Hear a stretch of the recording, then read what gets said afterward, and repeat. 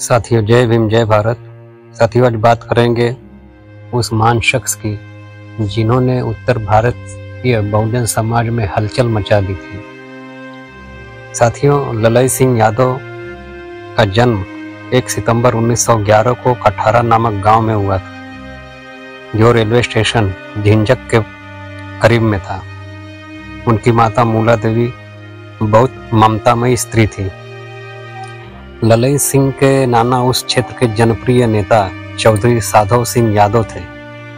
उनके मामा चौधरी नारायण सिंह यादव धार्मिक और समाजसेवी कृषक थे। पुराने धार्मिक होने पर भी ये परिवार अंधविश्वास रूढ़ियों के पीछे दौड़ने वाला नहीं था।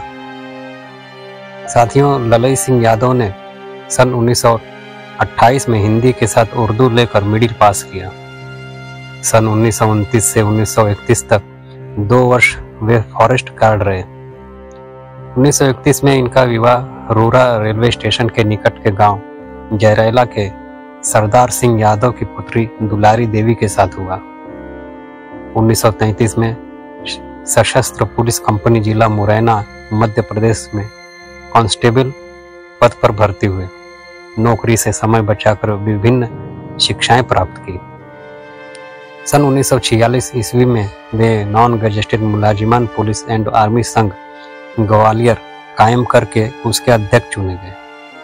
सोल्जर ऑफ द वार की तर्ज पर उन्होंने सिपाही की तबाही नामक किताब लिखी। इस किताब ने कर्मचारियों को क्रांति के पथ पर विशेष अग्रसर किया। इन्होंने आजाद हिंद फौज की तरह ग्वालियर राज्य की आज़ादी के लिए जनता तथा सरकारी मुलाजिमान को संगठित करके पुलिस और फौज में हड़ताल भी कराई। साथियों, ललई सिंह यादव केवल मनुवादियों से ही संघर्ष नहीं किया, बल्कि अपने आसपास के लोगों, पटीदारों और पड़ोसियों से भी उन्हें संघर्ष करना पड़ा।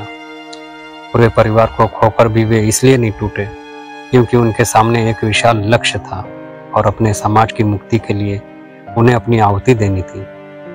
उन्होंने मेहनतकश शूद्रों की मुक्ति के लिए जो लड़ाई लड़ी, उसमें उनके अपने लोग भी बहुत बड़े अवरोध बने।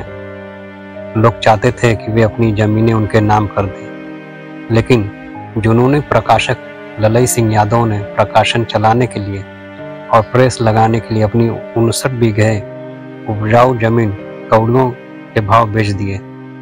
साहित्य प्रकाशन के लिए उन्होंने एक के बाद एक 3 प्रेस खरीदे। इससे उनके पटीदारों में उनको धमकाया और कई तरह से प्रताड़ित भी किया। पेरियार ललई को यह निर्भीकता और कर्मठता विरासत में मिली थी।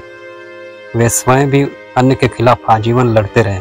उनके पिता ने अपने दरवाजे पर बने कुएं से सबको पानी लेने की छूट दे दी थी, तो पुत्रों ने भी अपने गांव के दलितों को अपना आजीवन मित्र माना और उनके साथ हमेशा खड़े रहे। पेरियार ललई का सरोकार बहुत बड़ा था और इसके लिए उन्होंने अपना सब कुछ दांव पर लगा दिया। अभिव्यक्ति की आज़ादी को लेकर उत्तर प्रदेश के इतिहास में इतना बड़ा मुकदमा किसी ने नहीं लड़ा। वे लड़े भी और जीते भी। साथियों, अब तक इन्हें यह स्पष्ट हो गया था कि विचारों के प्रचार प्रसार का सबसे सबल माध्यम लघु साहित्य ही है। इन्होंने यह कार्य अपने हाथों में लिया। सन 1925 में इनकी माता श्री, 1939 में पत्नी, 1946 में पुत्री शकुंतला जो 11 वर्ष की थी, और सन 1953 में पिताश्री, 4 लोगों को इन्होंने खो दिए। अपने पिताजी के इकलौते पुत्र थे। पहली स्त्री के मरने के बाद दूसरा विवाह कर सकते थे, किंतु क्रांतिकारी विचारधारा होने के कारण इन्होंने दूसरा विवाह नहीं किया और कहा कि अगली शादी स्वतंत्रता की लड़ाई में बाधक होगी। साहित्य प्रकाशन की ओर भी इनका विशेष ध्यान गया। दक्षिण भारत के महान क्रांतिकारी पेरियार E.V. रामास्वामी नायकर के उस समय उत्तर भारत में कई दौरे हुए। वो इनके संपर्क में आए।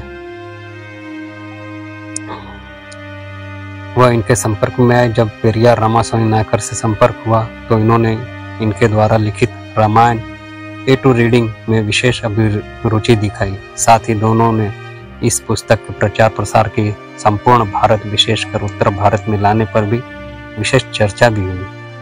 उत्तर भारत में इस पुस्तक के हिंदी में प्रकाशन की अनुमति पेरियार रामास्वामी नायकर ने ललई सिंह को सन 1968 में दे दी।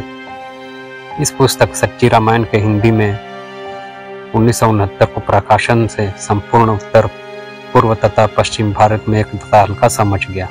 पुस्तक प्रकाशन को अभी 1 वर्ष ही बीत पाया था कि उत्तर प्रदेश सरकार द्वारा 1969 को पुस्तक जब्ती का आदेश प्रसारित कर दिया। यह पुस्तक भारत के कुछ नागरिक समुदाय के धार्मिक भावनाओं को जानबूझकर चोट पहुंचाने तथा उनके धर्म एवं धार्मिक मान्यताओं का अपमान करने के लक्ष्य से लिखी गई है। उपरोक्त आज्ञा के विरुद्ध प्रकाशक ललई सिंह यादव ने high court of judicial Allahabad के क्रिमिनल मिसलेनियस एप्लीकेशन 28/2/1970 को प्रस्तुत की। माननीय 3 जजों की स्पेशल फुल बेंच इस केस को सुनने के लिए बनाई। एप्लीएंट ललई सिंह यादव की ओर से निशुल्क एडवोकेट श्री बनवारी लाल यादव और सरकार की ओर से गवर्नमेंट एडवोकेट तथा उनके सहयोगी श्री PC चतुर्वेदी एडवोकेट व श्री आसिफ अंसारी एडवोकेट की बहस दिनांक 26, 27 व 28 लगातार 3 दिन अक्टूबर 1970 को लगातार 3 दिन सुनी। दिनांक 19/1/1971 को माननीय justice Shri A.K. Kirti, justice A.K. Srivastava, N. Srivastava तथा जस्टिस हरि स्वरूप ने बहुमत का निर्णय दिया कि गवर्नमेंट ऑफ उत्तर प्रदेश की पुस्तक सच्ची रामायण की जब्ती की आज्ञा निरस्त की जाती है। जब्त शुदा पुस्तकें सच्ची रामायण एप्लीएंट ललई सिंह यादव को वापस दी जाए।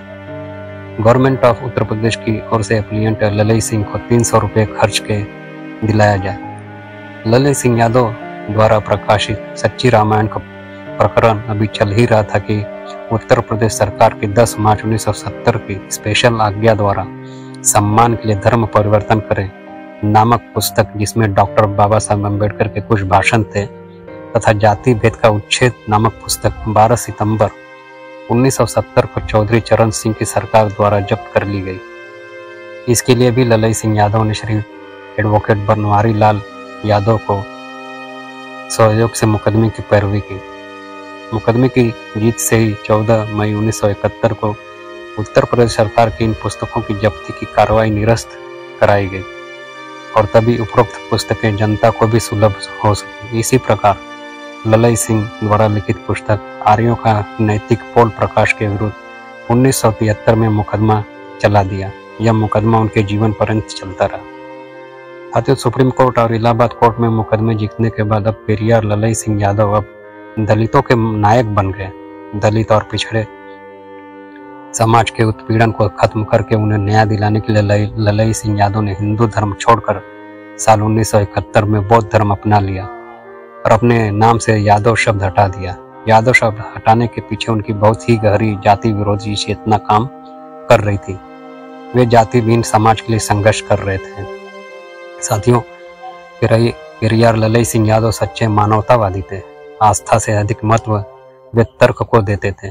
सच्ची रामायण के प्रकाशन के पीछे उनका उद्देश्य हिंदुओं की धार्मिक भावनाओं को खारिज करना न होकर मिथ्यों की दुनिया से बाहर निकलकर जीवन जगत के बारे में तर्क संगत ढंग से सोचने और उसके बाद फैसला करने के लिए प्रेरित करना था। वे जाति भेद और छुआछूत के विरुद्ध आजीवन संघर्ष करते रहे।